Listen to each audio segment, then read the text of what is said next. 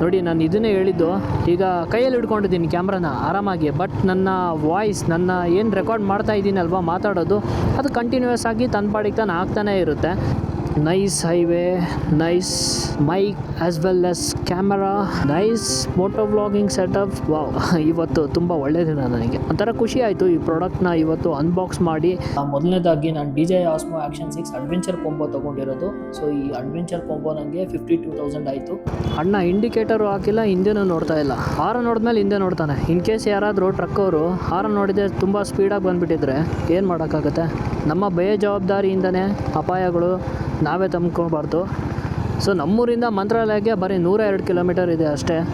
ಅದು ಒಂದಿನ ಹೋಗಬೇಕು. And also there is one saying, ಮಂತ್ರಾಲಯಕ್ಕೆ ಹೋಗ್ಬೇಕಾದ್ರೆ ನಾವು ಇಷ್ಟಪಟ್ಟಾಗ ಹೋಗೋಕ್ಕಾಗಲ್ವಂತೆ.